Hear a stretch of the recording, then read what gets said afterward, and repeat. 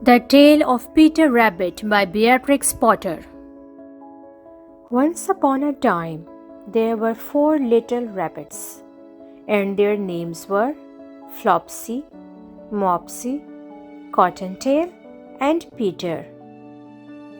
They lived with their mother in a sandbank underneath the root of a very big fir tree.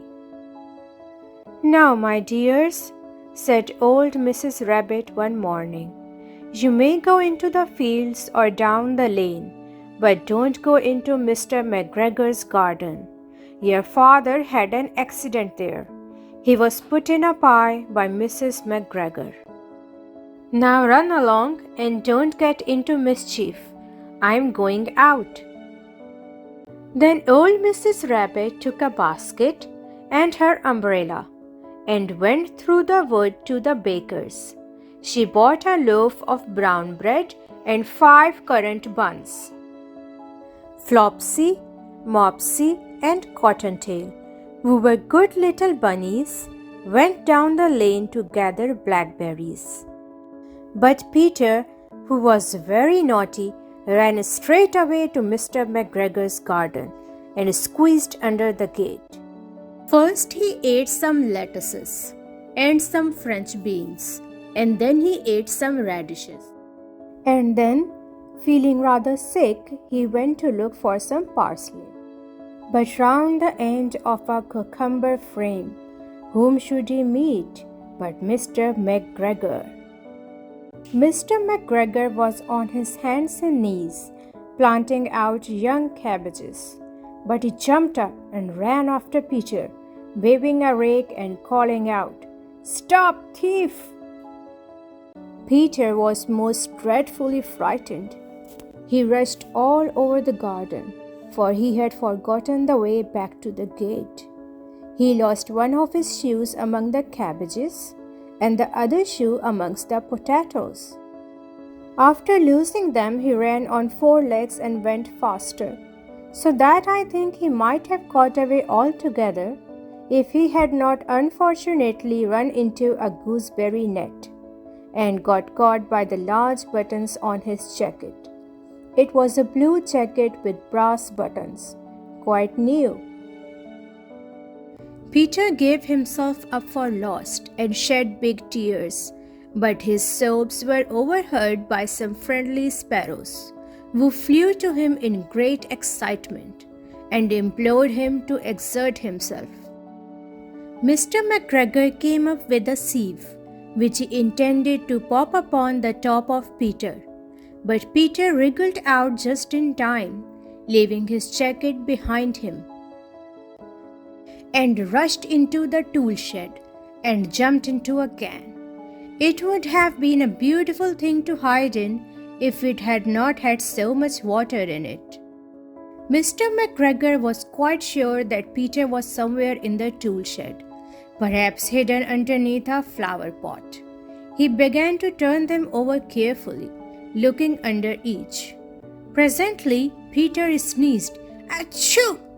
Mr. McGregor was after him in no time and tried to put his foot upon Peter, who jumped out of a window, upsetting 3 plants. The window was too small for Mr. McGregor, and he was tired of running after Peter. He went back to his work. Peter sat down to rest. He was out of breath and trembling with fright, and he had not the least idea which way to go. Also, he was very damp with sitting in that can. After a time, he began to wander about, going lippity-lippity, not very fast, and looking all around. He found a door in a wall, but it was locked, and there was no room for a fat little rabbit to squeeze underneath. An old mouse was running in and out over the stone doorstep, carrying peas and beans to her family in the wood. Peter asked her the way to the gate, but she had such a large pea in her mouth that she could not answer. She only shook her head at him. Peter began to cry. Then he tried to find his way straight across the garden, but he became more and more puzzled. Presently, He came to a pond where Mr. McGregor filled his water cans. A white cat was staring at some goldfish. She sat very, very still, but now and then the tip of her tail twitched as if it were alive. Peter thought it best to go away without speaking to her. He had heard about cats from his cousin, little Benjamin Bunny. He went back towards the tool shed, but suddenly, quite close to him, he heard the noise of a hoe. Scritch, scratch, scratch, scritch. Peter scuttered underneath the bushes, but presently, as nothing happened, he came out and climbed upon a wheelbarrow and peeped over. The first thing he saw was Mr. McGregor hoeing onions. His back was turned towards Peter and beyond him was the gate. Peter got down very quietly off the wheelbarrow and started running as fast as he could go, along a straight walk behind some black-currant bushes. Mr. McGregor caught sight of him at the corner, but Peter did not care. He slipped underneath the gate and was safe at last in the wood outside the garden. Mr. McGregor hung up the little jacket and the shoes for a scarecrow to frighten the blackbirds. Peter never stopped running or looked behind him till he got home to the big fir tree.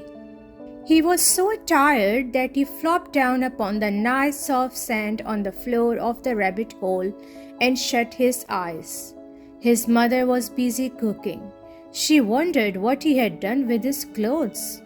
It was the second little jacket and pair of shoes that Peter had lost in a fortnight.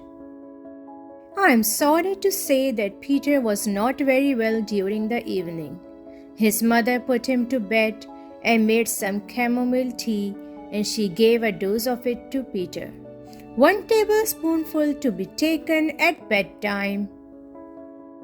But Flopsy, Mopsy, and Cottontail had bread and milk and blackberries for supper.